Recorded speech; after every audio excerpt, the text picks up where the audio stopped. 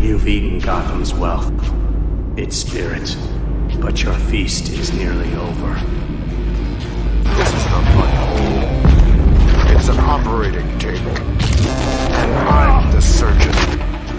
Why aren't you laughing? From this moment on, none of you are safe.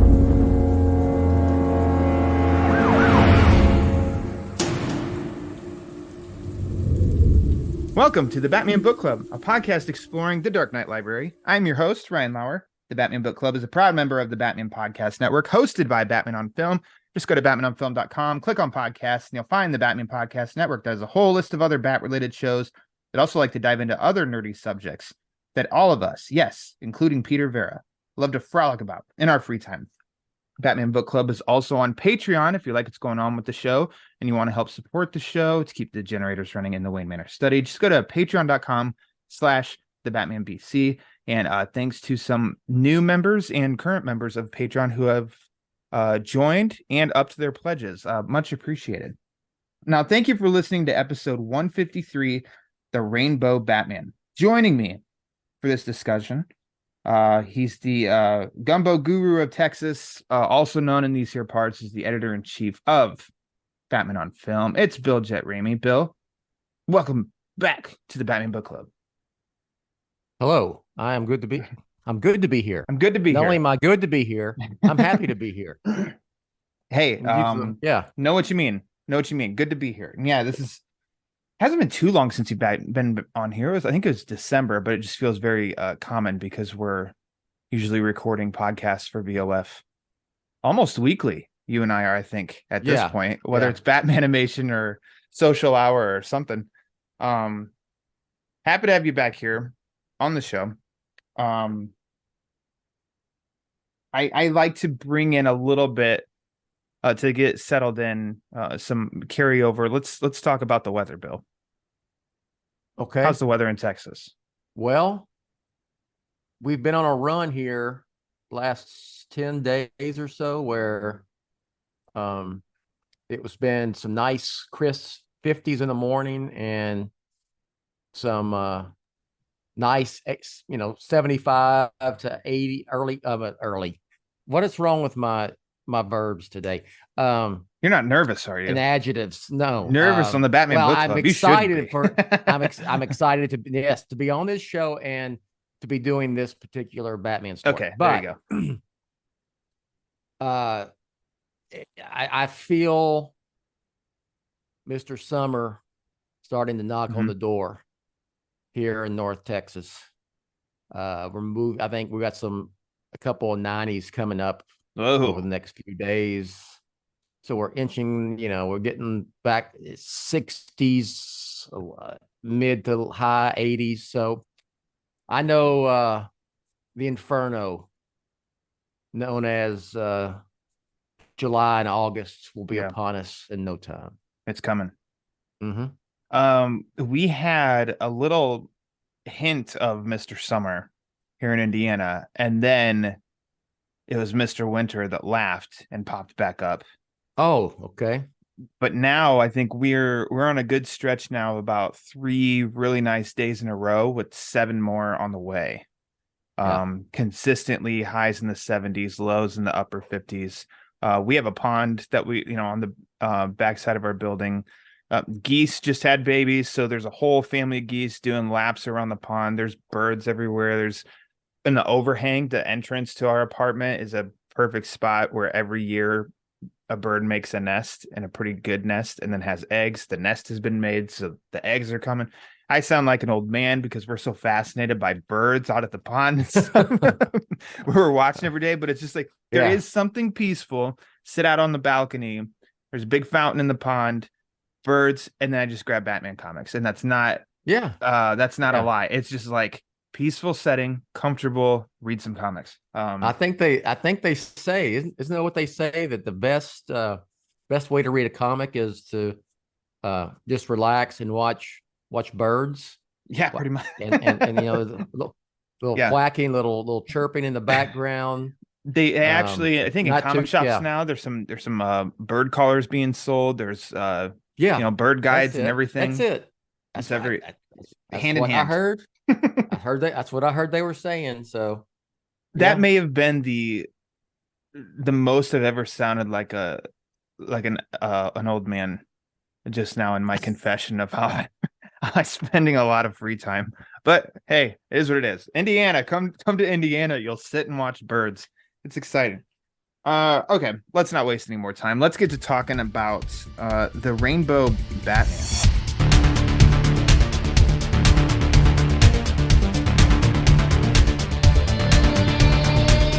Now, this was in Detective Comics issue 241, written by Edmund Hamilton, with art by Sheldon Moldoff.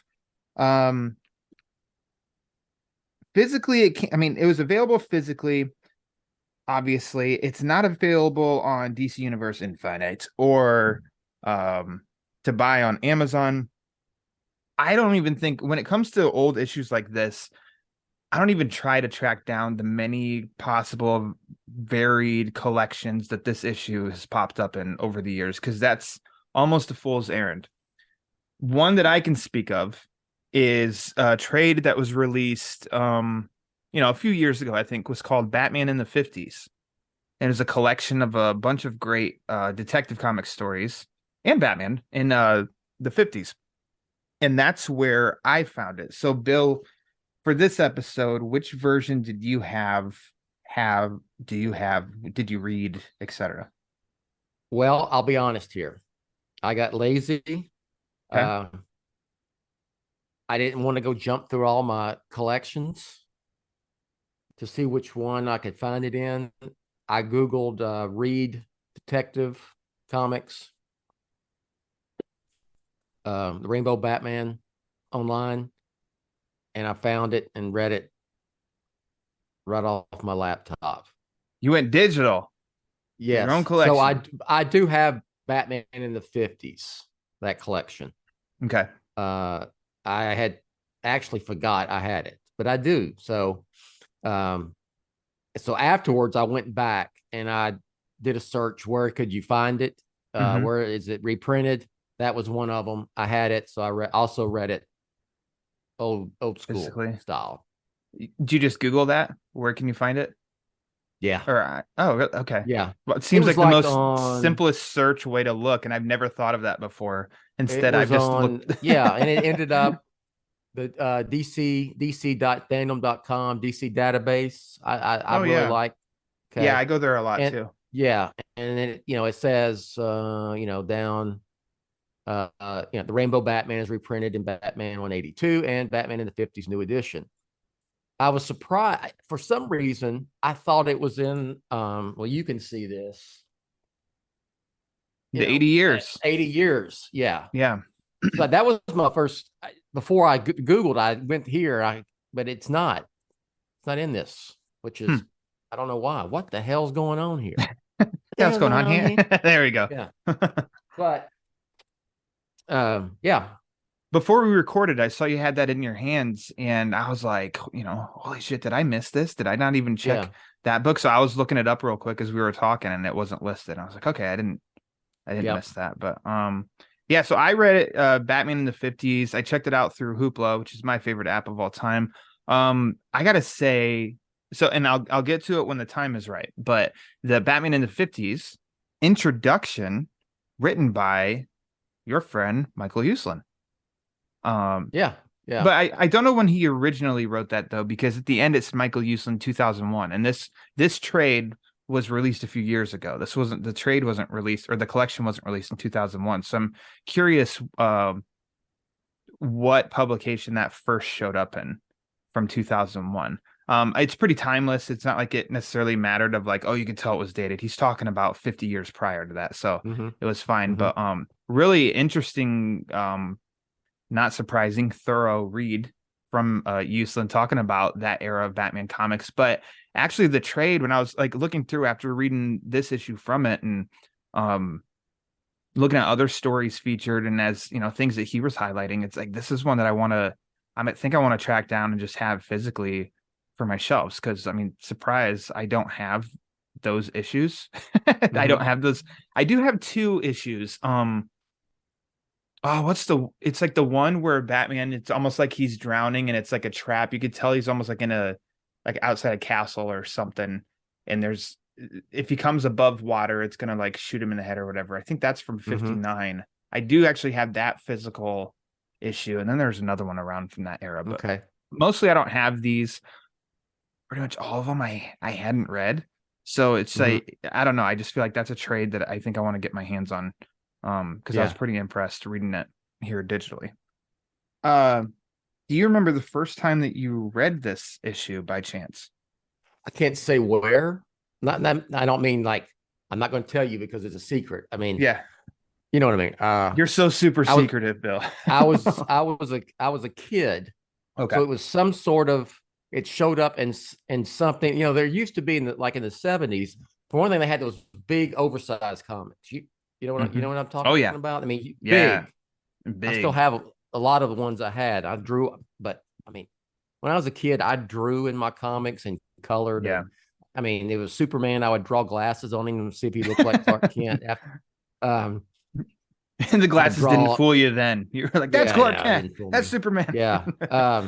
So it was had to be in something like that because Gotcha. a lot of times they would put, and then there would be like collections in like a regular size comic. DC would do, Yeah. you know, some sort of, you know, DC 100 page spectacular or some, you know, things like that. And they would put these old stories in. So I remember reading it then. And then uh, once I, you know, started running Batman on film, and then I added, you know, with comics and, you know, just about everything Batman. There's a series I did, and I think some other people contributed back in the day was, you know, classic Batman comics, and this was one of them. So I revisited it at that time. That's probably when I got Batman in the 50s. Gotcha. So I went and I pulled up the article that I wrote. I wrote it myself. Covering this? Yes, Oh, nice. from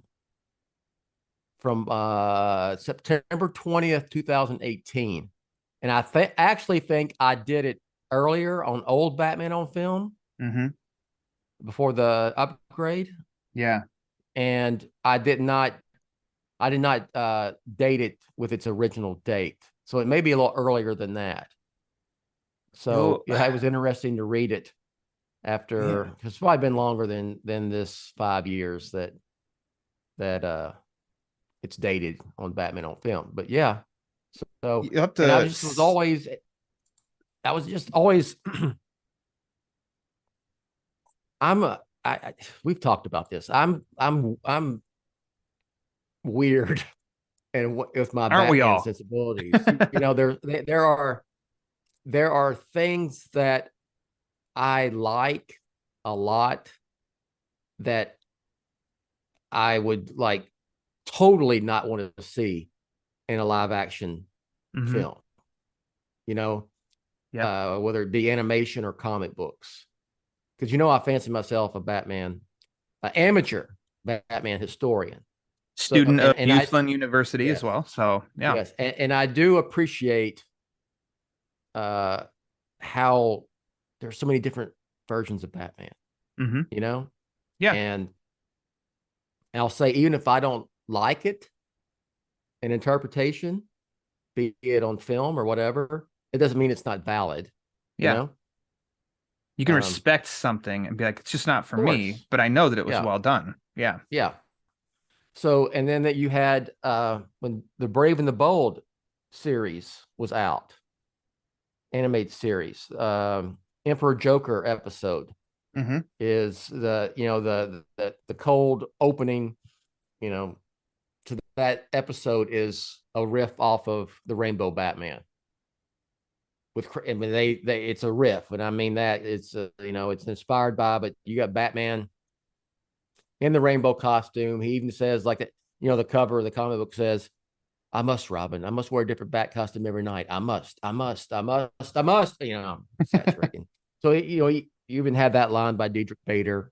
Mm. But the reason why he's wearing it, it's different than the comic book story. Crazy Quilt shows up, which makes sense. You know, it's something to Your throw hero. Crazy. Yeah, Crazy Quill is to you yeah, what Egghead is to me. Yeah, Crazy Give me Quilt. more. Yeah, Give come on, me. Matt Reeves, get him in there. Get him in Do there the character, somehow. yeah, do the character justice. Let's do a Yeah, team up, Crazy Quill and Egghead. That fits right into what the yeah, story he's building. So stay tuned absolutely. on that. Yeah, you when you say epic crime saga, Yeah. who do you think of first? Egghead and Crazy Crazy Quill. Quilt. Yeah. I'm glad you're sitting down for this. The Rainbow Batman. This was the first time I've ever read it. I appreciate. I need it. I love when I bring up stuff to you all Yeah. And that you haven't watched or read. it's so crazy because I'm very familiar with, the cover of this with Yes, nods to Rainbow Batman, and he had like different colored suits and it's stuff like it's that. a I'm very classic. familiar. It's a classic Batman story, and it's a classic Batman comic book cover. Mm-hmm. Yeah. 100%. I mean, yeah. Even I think speaking of Mr. Uslan, he did a thing that the top 10 greatest Batman covers in Batman history for BOF a while back, and that it was one of them. So Yeah, and I mean that's probably like a refresher, even because when I read that on BOF, even it was like, oh yeah, that one. So that's why it just feels very familiar. But yeah, I've never read the story because it's funny. You were talking Batman sensibilities, and I'm not. I think let's see. You and I aren't too far off. I think I like some more stuff that start to get like turn you away. But also I'm not just like I love absolutely anything no matter the setting either. And there's some things that I like that it would seem like I wouldn't given my sensibilities. But the 50s with Batman, I've read a select handful. 40s and 50s Batman comics aren't like today where I could sit and just binge. And like 70s, 80s, 90s comics, I could sit and read 5-6 Batman comics and just keep going. The early ones, I think it's like one or two, and I got to take a break. And you I think be in the mood for it, and you gotta, yeah. And then it is as it jumped into the space age and as your term, superpowered beings and stuff like that and everything. And I'm just like, yeah, that's just not. I can respect, and especially there's great art throughout. Obviously like Dick Sprang and stuff, like I love the looks of some of that stuff, but I think I just always kind of avoided the 50s and reading. So I'm like, I'd rather just dip into 70s and 80s I haven't read yet or something like that. So that's why I think I've always read this, because I just feared that like this is probably not something like and then surprisingly to see it's only like 13 pages. So it wasn't even another thing. Not even it's hard easy to homework. read. Yeah. And so I really just took my time with it, reading it this time too, of like, just not try to hurry up and read it. Just sit, because like it's only 13 pages. It's fine. And just see how it progressed and moved along. Now, this is the big question. Yes. Everybody's waiting for. Why the Rainbow Batman? When I asked for you if you'd like to come back on, and you said yes, this is what you shot out. People that know you would not have expected this to be your choice. There's Robin, Batman during the day, Batman in a bunch of different colored suits. This isn't Bill Ramey material. No. I like it, and I like to bring in things like this into Batman fandom. People who listen to your show or listen to the BOF shows, and this is basically, this is a sister BOF it's all show, connected. Regardless, it's all well. Yes, it's all connected. It's all connected. Well, it always is, that. Bill. And introduce people to things about Batman that they think they may not like. Yeah. This is in all seriousness. I'm a huge history buff. I taught history. I love Batman history.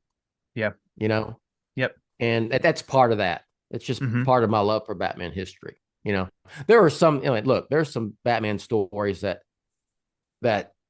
I mean, no way. I mean, even I'll go, okay, that's just too much. That's just too damn goofy. It's too sci-fi, because Batman, let's be honest, Batman got a little goofy, a little crazy in the mid to late 50s, man. It was, they were all in on the sci-fi stuff. So I appreciate it. It's valid, Sure. Yeah, this was just more of a kind of a goofy little story that's really pretty damn grounded, you know? Mm-hmm. I mean, does that make sense? Sure does. That's Yeah. why, because of what you just said, Batman in the 50s and the impression, and this is where, and I'm with you on that. Just there isn't anything Batman that I'm just gonna completely avoid. I'm like, I want to read or watch this just so that full context. I've seen it or read it, and I can develop my own opinion. And if I don't like it, that's fine. I've at least, taken the initiative myself. And I've avoided 50s comics so much because just the few that I have read have been like, this is like, they each were just too much for me. And I fully agree with you here on like, this could almost, no, I can't say that because I haven't had enough of a sample of the 50s, but I was going to say like, this could almost feel like, the impression to me is it might be an outlier mixed in with the other stuff that Batman comics were doing in the 50s. And then you have this one, which is just basically, I mean, it's solving a crime, trying to catch some thieves. That's basically what it is. It is. Yeah. And the lengths that Batman goes to make this happen, I don't think it's hardcore detective, hardcore detective route, but I mean, it kind of is, and I think, and as we can just get into the story now for 13 pages, I mean, it's something about definitely in 40s. I think it is extremely dialogue heavy. This one isn't extremely dialogue heavy. There's a lot of dialogue, but I think even for just 13 issues that like the story moves. Like they're hopping because he has to get through his entire wardrobe, but each wardrobe change is, a new scene. And it is evolving of Batman and Robin trying to catch these thieves, which the inciting incident is just simple of like Dick Grayson. He hears people scream that thieves broke in to steal, the holy grail of something at the time. Yeah. TV camera. Oh, woo! Yeah. Woo! My gosh. That was hot commodity on the black market, man. Yeah, man. Something that we'll never understand is how valuable those cameras. Those little suckers that we carry in our pockets now. Oh man, exactly. And as the thieves try to get away in their car, it seems like they're going to catch or they're going to hit a girl, and Dick saves her, and in the process damages his left elbow. It hurts. He'll be fine in a while, but it's going to hurt for a bit. Yeah. Goes home, tells Bruce in the cave. They suit up. It's time to catch some thieves. Yeah. I love how the story, and we can get to it, comes full circle to that inciting incident, which I think was a fun payoff, a good payoff. And I think is, to me, just kind of like good writing. But these incidents, I mean, let's see. There's a parade for King of Zeronia, his arrival, a truck explosive, the arrival of a famous actress, a jewel and fashion show, a ship launching, a rifle sharpshooting competition, and the Monies of the World exhibition. So that's like 1, 2, 3, 4, 5, 6 or 7 different setups in 13 pages. In 13 pages, yes. Holy crap. Like, and that's it's like just moving, and Batman and Robin are in all of them. Like almost like every page doing something. And with those accompanying the set changes, Batman switches into full red, blue, orange, yellow, green, white with a target, and rainbow suits. In 13 pages. Yes. In 13 pages. All of this fun in 13 pages. I can't and that's where, in reading it the first time, it hit me about halfway through holy shit, basically. Like, so we've done this, and this in 7 pages. Yeah. Halfway through. And then keeping that in mind as I'm reading the rest, be like, boom, boom, boom, boom, boom. It's impressive because I don't think it moves too quick. I think it takes its time, while also like it takes its time, putting its foot on the gas. Yeah. I love it. I like you brought up, there's a payoff at the end. It goes back, ties into the, Dick We Grayson. we can saved mention it now girl. too. We can go out of order. It doesn't matter if you want to go ahead and Yeah. just get into it. So basically, God, yeah, okay. Let's just spoiler alert. Yeah, spoiler alert on this. Okay. What are we at? 55? It's only 65? yeah. I don't know how many. No, it'd be 55. It's like 60, 60 years ago. Okay. 60. There we go. Yeah. Almost 60 some 70 odd, yeah. years ago. Well, Totally more. the hell with that. Almost 70 years old. So spoiler alert on this 70-year-old comic book story. He injures his elbow. And so Batman, without telling Dick Grayson, every time they go out, he's got one of these crazy different colored costumes on. And I even like how in the story the people react. Oh, why is Batman wearing a red costume? Or it's all like what the hell's going on with Batman? I think it's they make their point of having at least one bystander make that comment. I think in every situation, really emphasizing that point. Yeah, there was like one balloon. It was like what the F? Like, wow, yeah, that was they took some chances. That's pretty bold for 50s comic books. So, and I think the reader, if you don't go to the end, go what the, if you don't know the end, you're kind of with those people, with the WTFers in the story, going, okay, what's the point of this? Yeah, and honestly, for me, I thought in the end it was going to be something to do. And shame on me. I've worked in TV and I can't think of but color bars. I think everybody's familiar with what color bars looking, and that was there's always color bar tests to test your monitors, the coloring of your monitors. And I thought maybe in the end it was gonna be something to do with that, because it's a camera that they're trying to find that the thieves have stolen. But then I was like, even then, in the 50s it was black and white. So I don't think that matters. And so in stringing along, I too was thinking about like, what is the point? Because it doesn't seem like it's going to be at the end. The reveal is like, well, I just had to use them all. Which one did you like the most, Robin? I didn't think that was going to be the big reveal. Yeah, he goes, it could have been like, I just thought I'd mix it up a little bit. Yeah, mix it up. Stop. I mean, I guess wouldn't be out of place for the time. Yeah. It seems like a Batman story in the 50s. Yeah. So it's, it boils down to Batman, because Batman is smart as hell. He is. Did you know that? I've learned this. Came to that conclusion just a couple years ago that he's smarter than hell. Yeah. And he's also always prepared. And I'm going to get to that point in a second with this story. He tells Robin, at the end, well, Robin, this is my Batman. This is my 50s Batman voice, by the way. Well, Robin, I had to wear the different color costumes because I needed to have the attention and the spotlight focused on me, because with your injured arm, people would put two and two together before long and know that my young trusted ward, Dick Grayson, is actually Robin. And therefore, they would figure out that Bruce Wayne is Batman. How's boom. That? It was kind of like one of those little moments. It didn't feel. I didn't feel shortchanged that was his reason.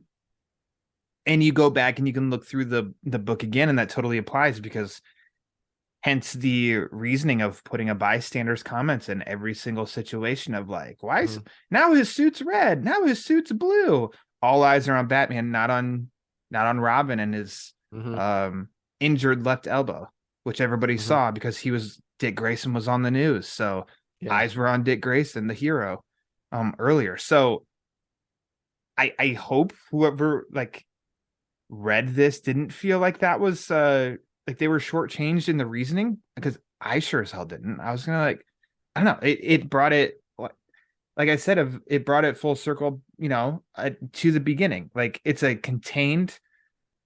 nice contained 13-page Batman story. you can read without any context prior to follow up. It's nice little Batman story. Yeah, that's a novel idea. Just, one Batman story in one comic book. Wow. Crazy. Read it It's in crazy. one issue. Yeah. That's crazy. Those 50s were crazy. They were wild. Wild stuff. Something that I noticed here that I had to look up was the I mean, I forget what they called it again when they threw the celebration for the arrival of the King of Zeronia. Mm-hmm. Big ticker tape reception. Never heard of that term before. Doesn't mean it totally. I'll always say that like that's on me. If like it could be common terms, but I've never heard of something called a ticker tape reception for the King of Zeronia. Had to look it up. That's a New York thing.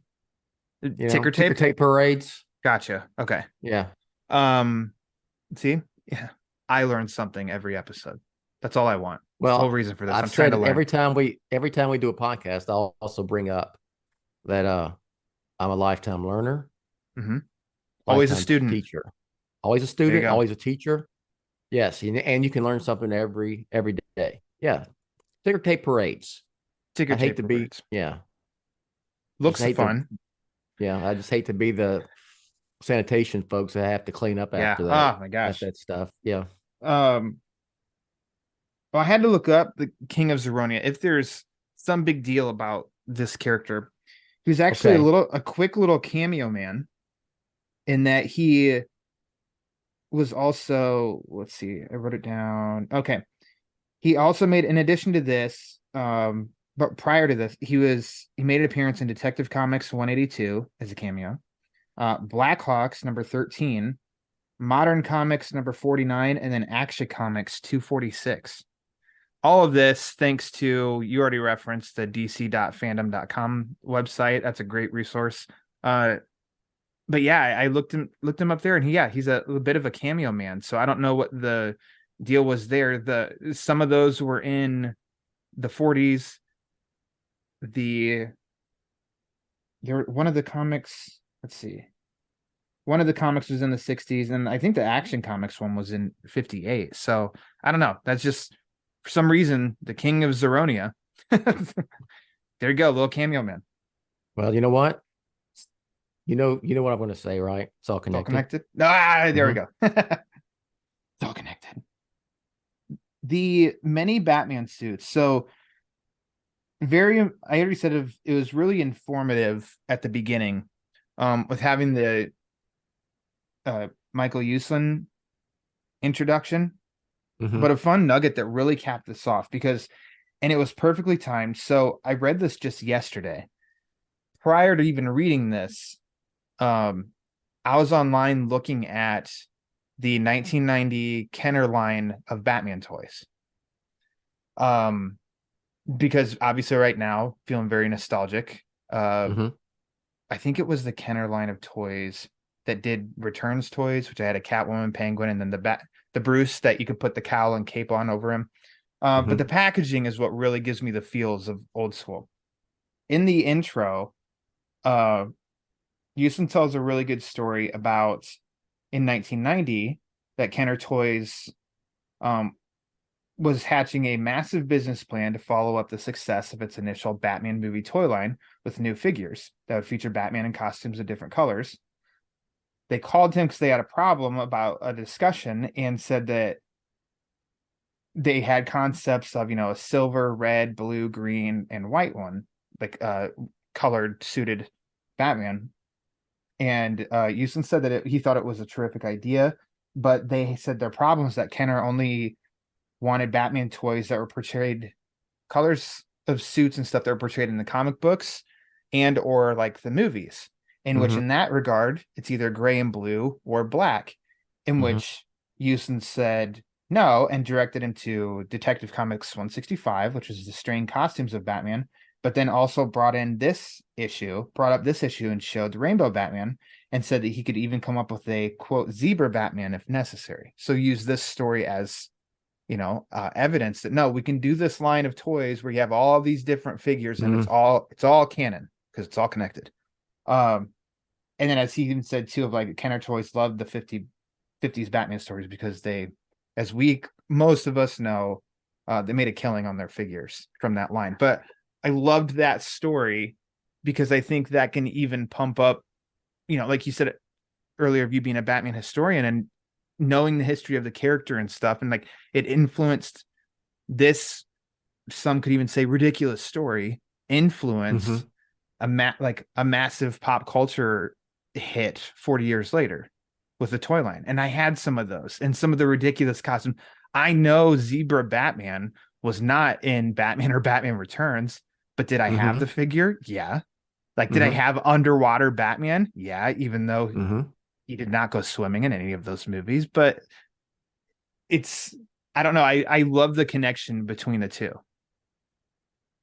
Yeah. Well, it's all connected. You used the right word.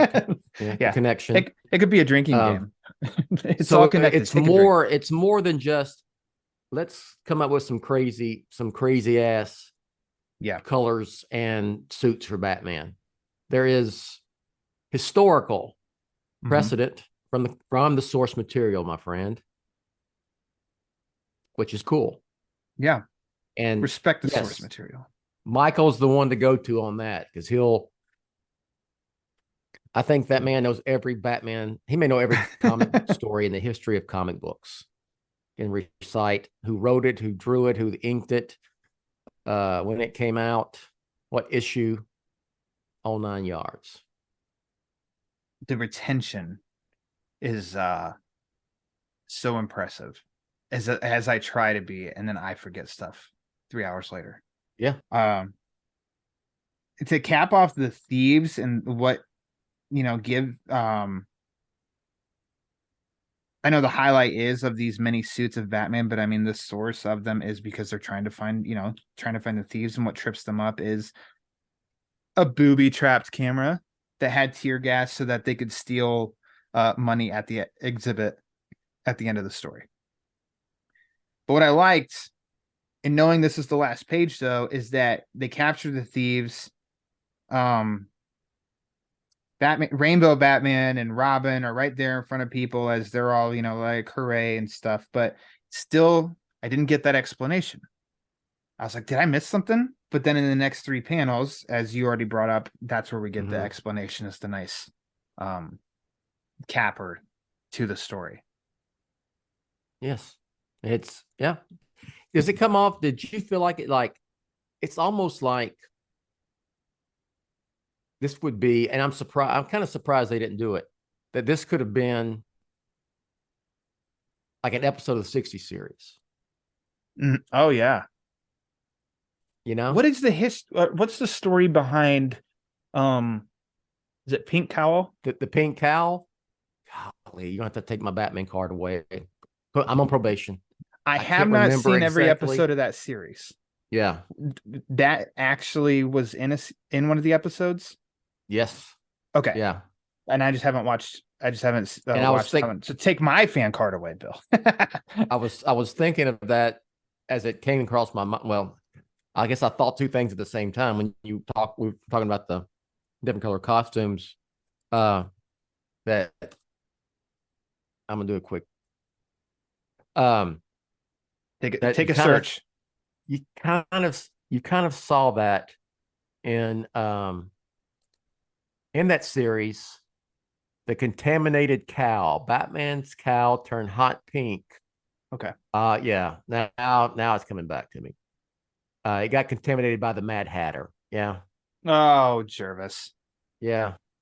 Mad Hatter wanted the cow for his collection.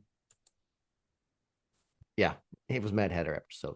So there you That's what go. sprung to mind when you said that of the 60s series of just with that Mm-hmm. image.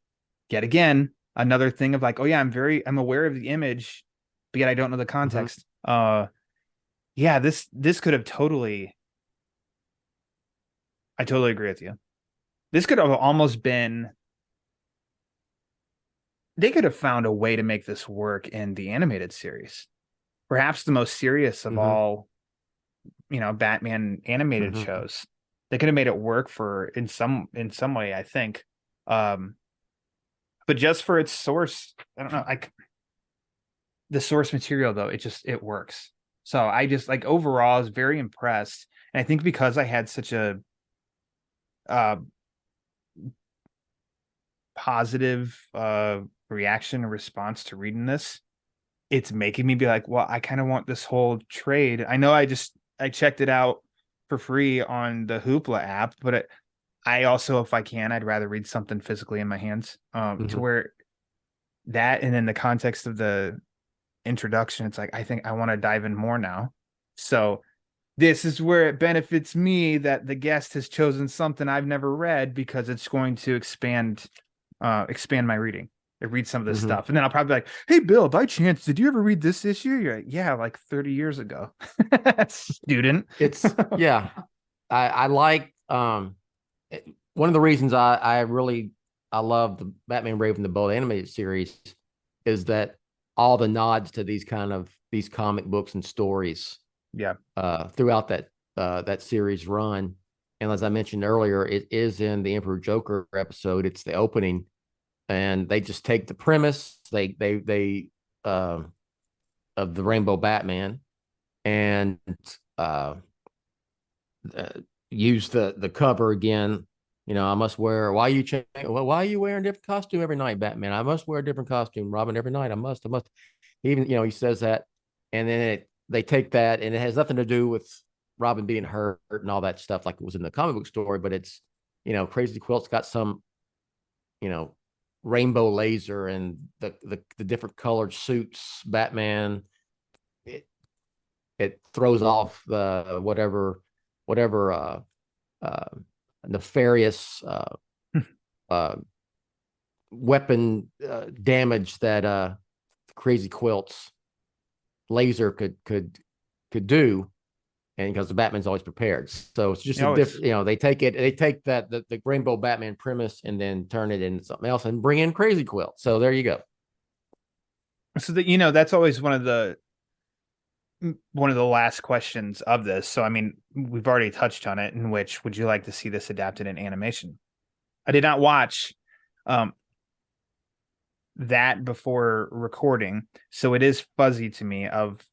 It's a cold open of Batman the Brave and the Bold. This screams to me, this is totally Batman the Brave and the Bold. Yeah. Could have been done there. Would you like to see it done again in full, or are you completely satisfied with how it was done as a cold open? Influence, Oh, there you go. Not a straight up lifted, I guess, influence I an think episode. I like the way the Brave and the Bold uh, paid homage to it. Yeah. You know, they did it very, very well. Just this would be, it'd be tough. I mean, I don't know what you would do in a straight up adaptation or even more traditional, inspired by the more faithful to the actual story. But I think I got what the best way they could have done it. You Mm. know, Yeah. Gotcha. and I think the story, the comic story itself, stands on its own. It's considered a classic. The cover is really considered a classic, probably more so than the actual story. That's like uh, you know, the Five-Way Revenge, Mm-hmm. Batman. That one is just it's people know that cover, you know. People know this cover. It's just Yeah. something about it. Mm-hmm. I think that the great thing with the story is, so like I said, fuzzy on the cold open, so how it's been done. There's enough room with that story to expand or do as is. I think Mm-hmm. it could totally be fleshed out to be 22 minutes. Um, Yeah. it's what, 6, 7 scenes, different jumping to different, scenes. They can expand those. The truck explosive one, they could really draw out a little bit more for some good action and tension and stuff. And um, but yeah, I'll rewatch. I mean, today I'll rewatch that cold open just to refresh memory. But yeah, I don't know if it ever pops up again. It's like I'll have more, context now because the story's fresh in my I mind. think if you were going to do it in a Batman episode or Batman um TV series, animated series, The Brave and the Bold was that platform That for was that it. for that story. Yeah. And so now you've got this We'll see. You got this Bat Family animated series coming that's going to be, on Prime, Amazon Prime. That's Feels it could be a this little sounds tongue in cheek, right? yeah. So Yeah. maybe. This sounds like something that they could, I think it's Robin is Damian Wayne in this one, and maybe you do a riff off this story with that. Just throwing it out. I'm just throwing it out there. But I'm totally with you. Brave and the Bold was the platform for it. Mm-hmm. Let's get to your favorites. What was your favorite? One question. Ooh, okay. Maybe on this little subtopic, maybe we hit up friend of the show, Tim Sheridan, and say, did you take this story and turn it into a 70-minute animated Batman movie?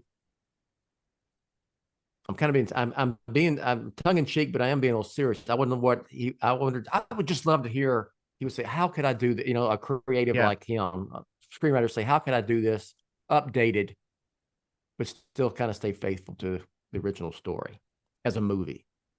One of us, maybe I will. I'll message him, ask him that. I said, Bill demands a response. Yeah. Make sure you say that. Put demand in all caps and in bold. You know how it is. Yeah. Oh, Brave and the Bold. Okay. It's all connected. No, it's it's interesting. I think he'd have a fun response.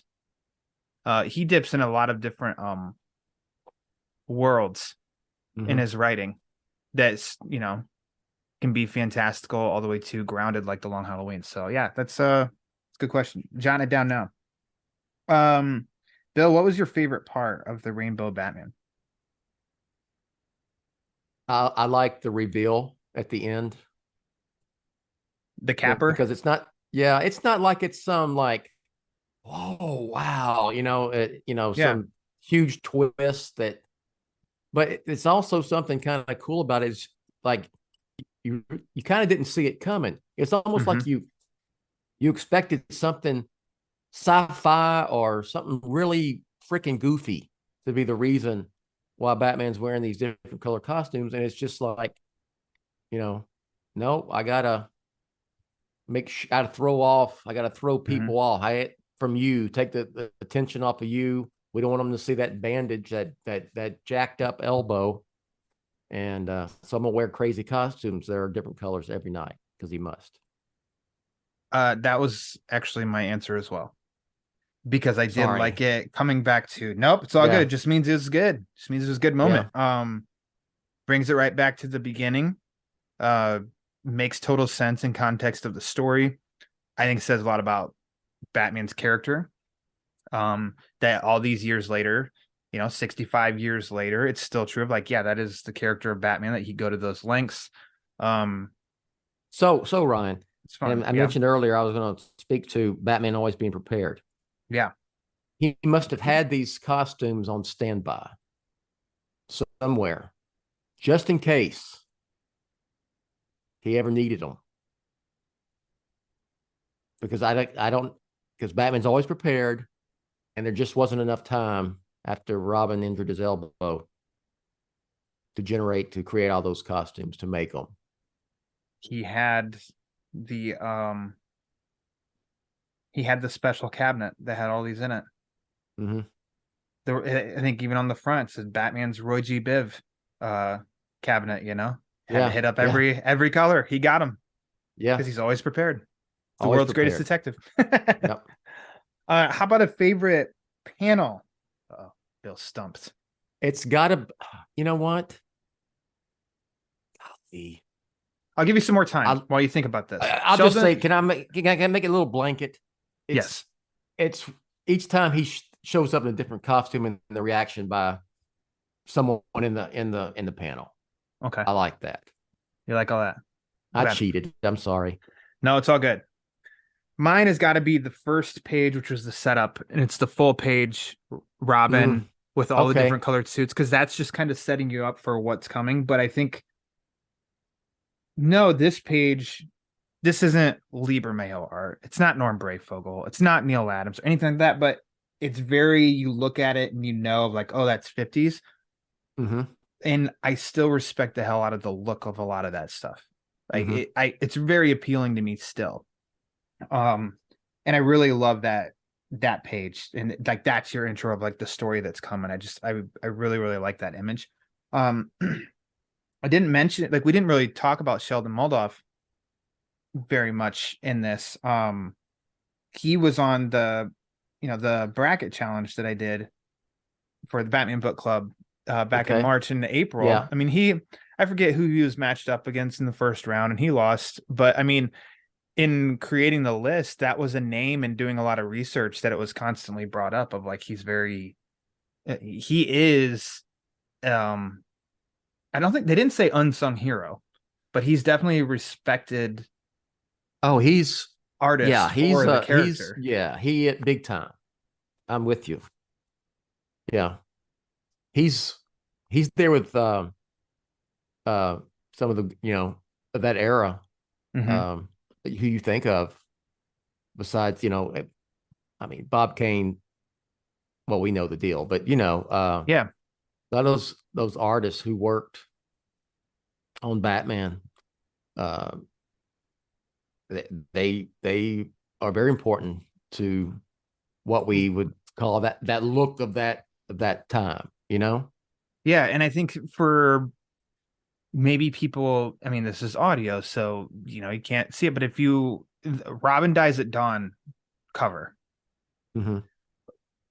maybe my guess inkling is that a lot of people don't know the full context of that story, Batman number 156.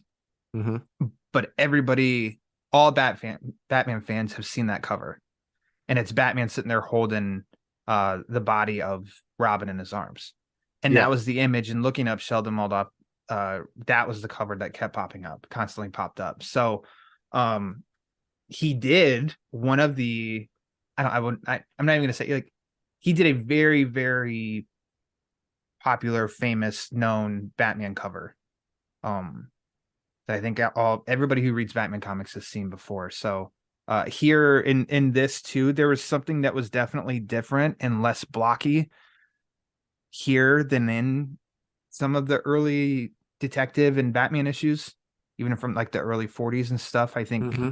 he made it a little bit more fluid, I think. Yeah. And the coloring and stuff too, I thought was good, and it really popped, especially digitally.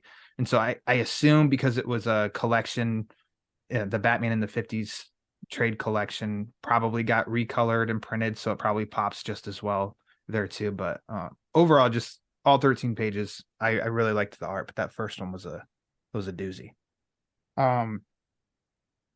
As we wrap up, I mean, do you have any kind of like final thoughts on this specific issue, even if it's just reiterating stuff you said before? I think I think it should be noted, one of its not strength, but what it's, what it should be known for and what's important about it. Yeah, that's what I want to say, is that you have this really simple, basic Batman story with just a touch of goofiness with the different color costumes during a period where Batman is full on crazy. The stories are crazy as hell. Yeah. Aliens and freaking space and magic. I mean, all kind of stuff, Batmite and stuff. But that's I like Batmite. But so yeah, that's my take on that. It was very surprising to me for the fact of how enjoyable it was to read beginning to end. It moved The pacing, the story itself was good. The pacing of the story was good. As I've said 5 times already, the end comes right back to the beginning, so it keeps it contained as its own fun little Batman and Robin story. Makes sense with the colored part, as crazy as it sounds to say that it makes sense. I mean, it does. It's far from my favorite kind of Batman stories of dark, mature at night. This is, bright, fun during the day. But I mean, it totally worked. And then, I thought that the art was good. So it was just a really enjoyable You know story. what? And it you read it, it makes you smile, and as a Batman fan at the end. I mean, it's like, yeah, that was kind of fun to read. 13 pages. Yeah. And it's a good just because it's how simple it is. Yeah. And it gets a good shake up from reading some mature and dark stories. Let's dip to something a little different. Do this. It's 15 minutes tops to read. It's fun. Then you can go back to the dark mature. And then it's just been referenced. Something that many of us know of all these years later too. So I think that in itself is pretty significant when it comes to Batman comics. So there we go. The Rainbow Batman. Boom. We did it, Bill. We did. A wild card pick from Bill Ramey. Wild card pick. Just when you think you have him figured out. Oh, yeah. Yeah. There's Robin and different colored bat suits on the cover. This isn't one of Bill's picks. Damn right it is. So I'm gonna have to pull one out of the obscurity again. I go obscure for the next one. For the next one at some point when I get whenever I get the honor coming back on this here. Yeah, you'll broadcast. You'll be back. And also, I do love covering, the bigger stories and everything. It also is a nice mix up when it is one issue. And not only that, this was almost a half issue because it was only 13 pages. Yeah, because then you can do like read it like twice or something. Yeah, I think the actual comic book, there's another story in it, right? Yeah, there is The Man Who Couldn't Touch Ground, The Impossible Manhunt with Martian Manhunter. So there are 3 stories in this detective issue. Wow. Track those down. Look at those if I can too. Maybe they're in the Batman in the 50s. I didn't read everything that was offered up in that collection, but that's neither here nor there. Yeah, we forget that detective. Yeah, it is a Batman title. It wasn't originally. Batman hijacked it in 1939. Detective Comic 27, but there were still, even after that, even it was Batman appearing in Detective Comics ads, there were still second 2 or 3 stories with other characters in Detective for years after that. Putting you on the spot here, do you remember issue or year where it became all Batman? That's a Michael Uslan question. Okay, I know I could probably Google it, but the question's probably figured I'd ask. Got to be what, in the 60s? Sometime in the 60s, I would imagine, because this is late 50s when this story came out, and you still had two different ones. That's true. Yeah. This is just an educated guess. Sometimes maybe when Julie Schwartz came on, in the early 60s, and they said, okay, we're going to, somewhere around there. Yeah, one of those. Yeah, when he said we're going to get rid of all this sci-fi nonsense and kind of reboot Batman, I think maybe at that point. That's when. Gotcha. That's I'm just guessing. Sure. Educated guessing, but now I want to find out. So I'm gonna There's some homework. I'm gonna ask someone who knows. I know someone who knows. Stick around for part 2 of this discussion where we're gonna have all these answers, the Tim Sheridan, the Michael Uslan questions, all that stuff. Bill, thanks for coming back on.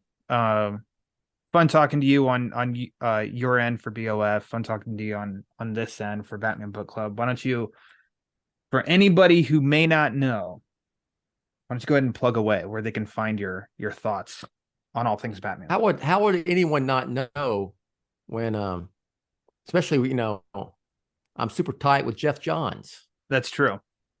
I was really hoping you were going to Allegedly. bring him to this conversation, but I it's asked not my him, best friend. He's yours. He's schedule conflict. Okay, that makes sense. Schedule. He's conflict. pretty busy. Yeah, pretty busy. So, yeah. Batman on Film. Batman-on-film.com. That's it. Go there. Find everything you need. There you go. All right, everything. Which Bill generously posts these episodes on BatmanOnFilm.com. My reviews of comic books are on Batman on Film. They are. You need Batman Book Club. That's why I said everything you need is on Batman on Film. There you go. Got it. If you want to follow, Twitter. What's Twitter? Follow you on Twitter. At Batman on Film. That will give you. It's sometimes it's stuff that's not particularly about Batman. And if you just want the news feed, it's at the Batman on Film. There you go. And that's just links to all this stuff, anything posted on Batman on Film. I link it to that. Got it. Okay. I wanted to make sure to get that in. For the Batman Book Club, follow on Twitter and Instagram at the Batman BC for upcoming episodes, latest episode drops, sometimes some giveaways. Make sure to subscribe to the Batman Book Club YouTube channel, where me and the Italian frolicker Peter Vera are going to continue the Road to No Man's Land omnibus. We only have 2 discussions left. We're going to make it happen. We're going to pick that up this month. So make sure that you subscribe to that channel. If you want to support the show, a variety of ways you can do it. Patreon.com/thebatmanbc. tpublic.com, type in TBBC for the Batman Book Club to find all sorts of goodies with the graphic, the show logo created by the great Justin Kowalski splattered all over it. But if you want to support the show, you don't want to spend any money at all, it's 100% A-okay. The easiest, quickest, and most impactful thing you can do is rate and review the show, whatever podcast platform you listen to it on. So Apple, Spotify, Google, Amazon, iHeartRadio, wherever. Just go to the rate and review page and rate and review the show, because the more reviews the show gets, the more it helps spread the word. And as we all know, the word is panic. So for Bill Jet Ramey, I am Ryan Lauer, and until next time, read my Batman comics.